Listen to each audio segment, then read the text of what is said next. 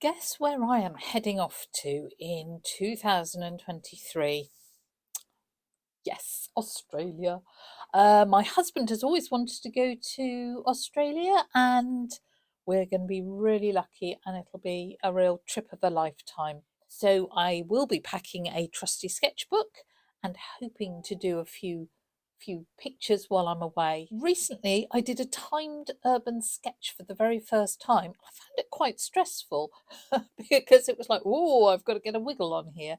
But actually, it was really good because by doing a timed sketch, it really makes you leave out what is not necessary. It stops you fiddling, it makes you decisive and a little bit more intuitive because you haven't got time to look and think, oh, what's going on in there? What's happening?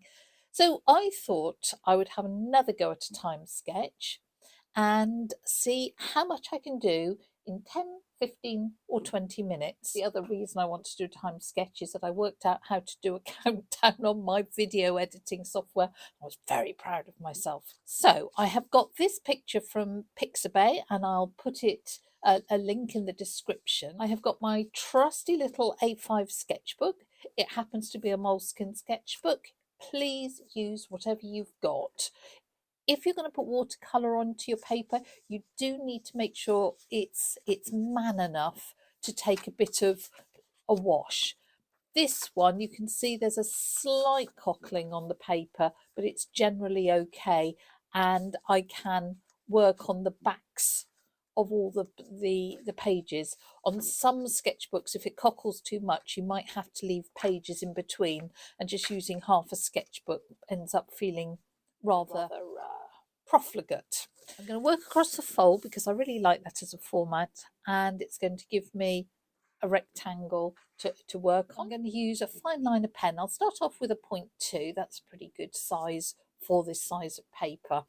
I am going to do continuous lines, so basically keeping my pen on the paper and see how much I can capture in, say, 10, 15, 20 minutes. I'll get some pen down, then I'll splosh on some colour. I will stop things while that dries because you've got to wait for your colour to dry before doing any more pen work, and then we'll take it from there. So this is not meant to be a brilliant architectural study. It is to capture the scene. I'm imagining myself there looking at this iconic building and it being the start of this amazing trip. I think it's usually a good idea to sort of anchor yourself, to look for a big shape and get that down, because that just helps you to keep going and to know that you're on your way. Now, they're such amazing shapes, and I know it was all designed to look like the sails of boats in the harbour. I think that's what it was. Tell me if I'm wrong. Now, with the continuous line, if it's not working for you or you don't like where it's going, of course you can take your pen off, but it's just quite a nice flowing way of getting energy and marks into your drawing.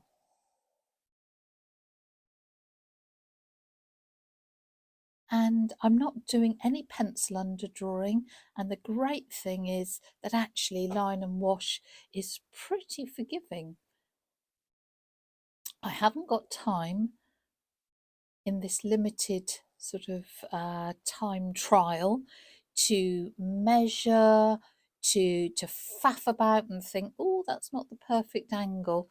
So it's very good for training your eye and getting you to judge things on the hoof. And say I've made that too short, which I have, do you know, I can extend it, and in the final drawing it really won't be visible. So coming over and getting these main shapes, these absolutely beautiful sweeping lines, and it's always a good idea, I think, to get as many of the big shapes in first, because say something happens, and in my experience, if a lorry can park in front of a sketcher, they will. If someone can sit in front of you and get in your way, I'm not saying they do it on purpose, but I think they probably do it on purpose. It just happens constantly. But you know, if you're sketching out and about, you never know when it's going to start raining, someone's going to get in your way, you're going to have to go and do something else. So you need to get the important stuff in so that you've captured enough information. And the joy of sketching, oh, I can see lots of little parasols here.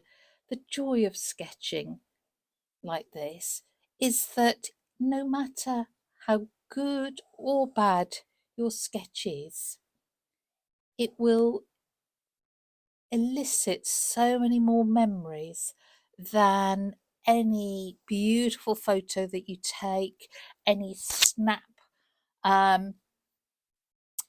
So, sorry, I'm just wittering now. I've got the basic shapes in. I am noticing that there are lovely lollipop lights all along the front here. And I quite fancy getting those in. They're getting a little bit smaller as they go away from us and a little bit closer. But they do look like little lollipops.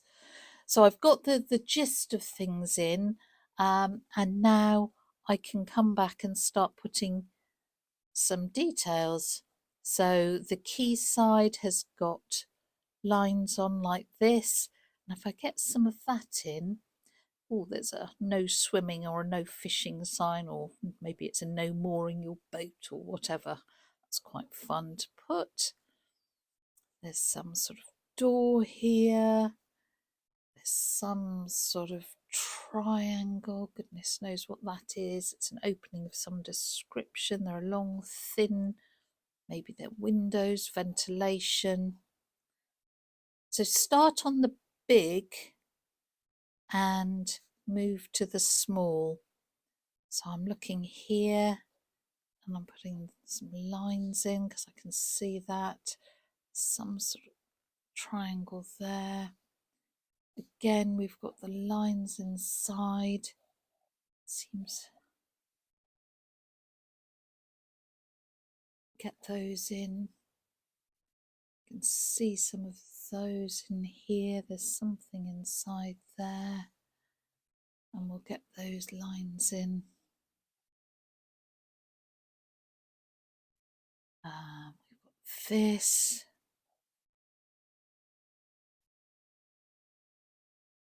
There's all sorts of directions going on. Got more edges here. Inside it's like ribs. Maybe it's not the sails of a boat, maybe it's the ribs of a whale or something. I don't know. Inside this one there's more ribs going on here. I just think these echoes of the lines are rather nice. So, and I hope you agree that in those few minutes, this would be pretty recognisable as Sydney Opera House. I mean, obviously helped by the fact that it's one of the most recognisable buildings in the world.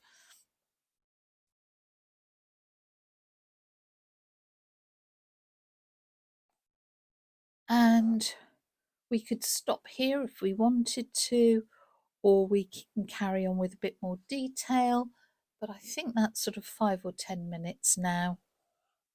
So it's really possible. I'm just putting some railings in here to stop everyone jumping in the harbour. Really possible to capture an awful lot in a very short time. Just going to put a bit more of that harbour there. There are steps up. I'm not going to bother to put those. Right, let's get some colour on. when I'm out and about sketching, so when I pack for Australia, I'll be packing a water brush and a little box of watercolours, and it will be limited. Sorry, excuse me, so I just dropped them all. You know, they will be limited colours. I will not have the perfect blue for an Australian sky. Does that matter? Not one jot.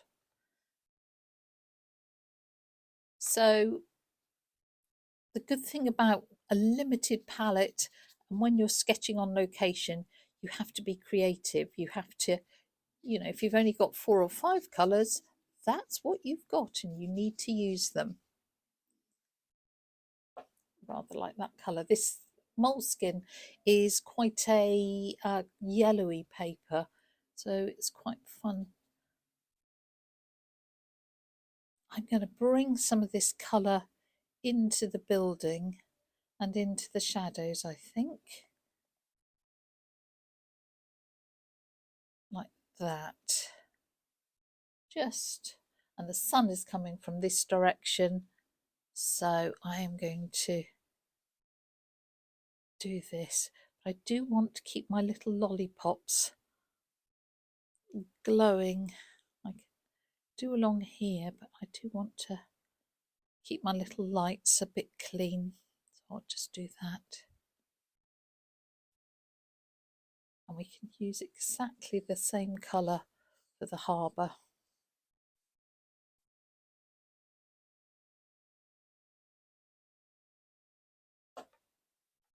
Okay, I need to let that dry and then come back in and work on it and crisp up details.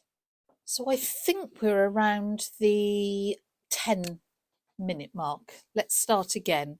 So I'm using, well, in fact, I'm using far too thick a one.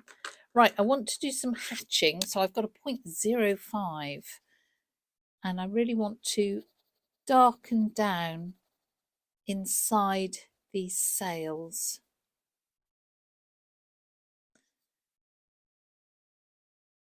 Just to give some shape.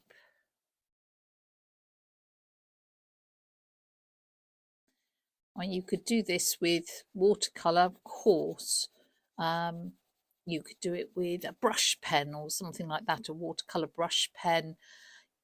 If you were actually in Sydney and it was lovely and warm, you could use watercolour and it would dry so quickly. But just for now, I'm going to hatch, not hash. Which I don't like that. I wish I hadn't done that hatching. It looks messy to me. But let's crisp up a few lines and hopefully it'll be less distracting.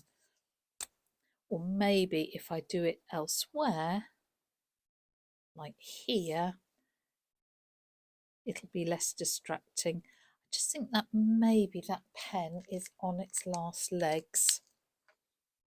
Let's find a slightly better one. I think that was going to work better.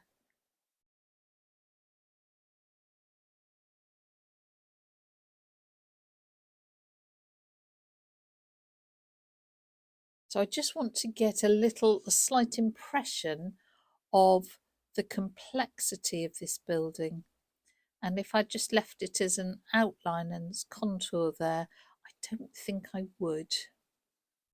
So I think that just starts to help it to pop and have a bit more depth.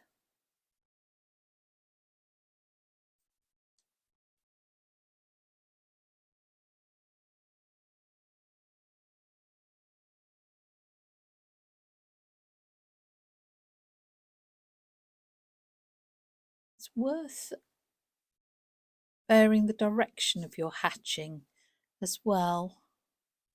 Just a little subtle thing, but it can make quite a difference.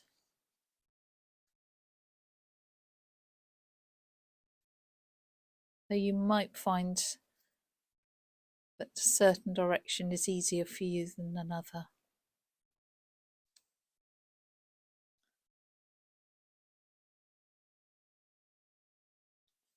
I think we probably want some waves and things to make sure we realise that this is water.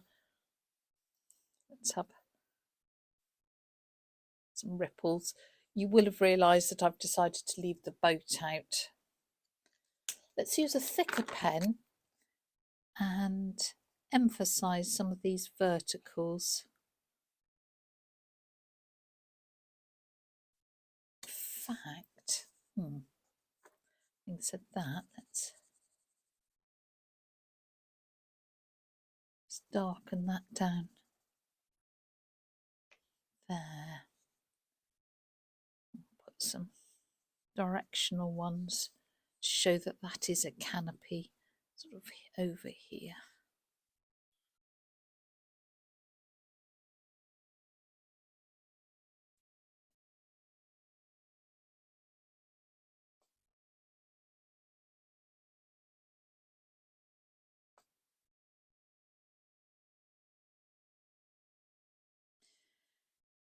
Now what I'm trying to do is bring this front corner forward a bit by putting a little more detail and slightly thicker lines here.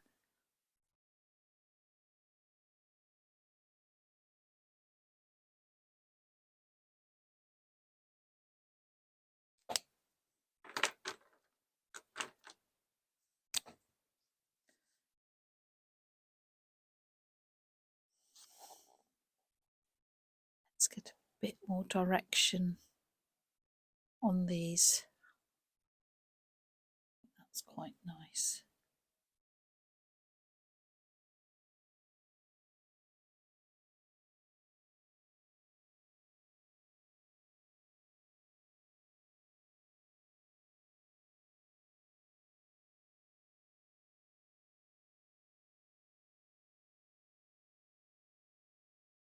So I think I could sort of fiddle around with direction and lines for, well, frankly, till the cows come home.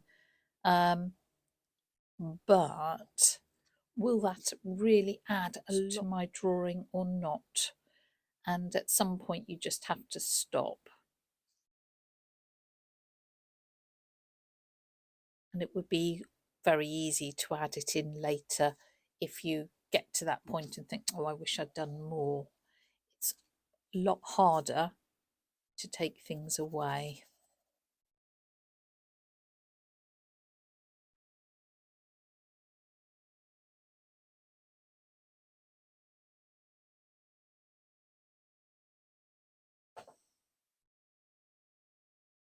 It's a very nice tall lamppost here. I think that would be nice. And I'd like the fact that there are a few trees in the background.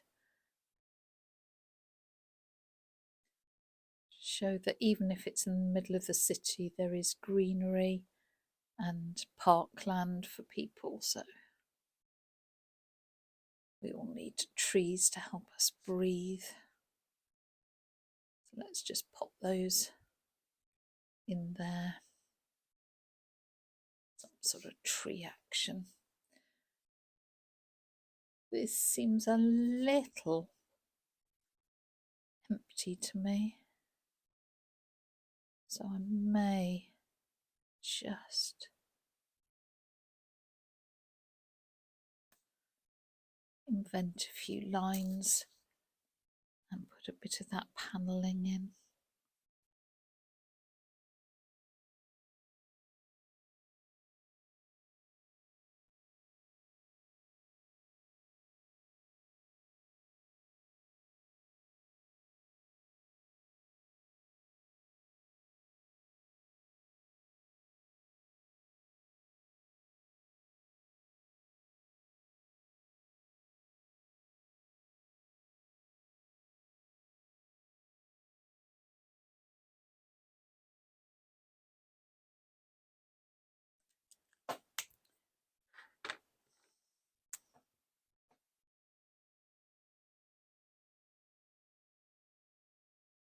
So I'm just using a slightly thicker pen, and that's actually a 0.8 to emphasize a few lines and just to bring things forward.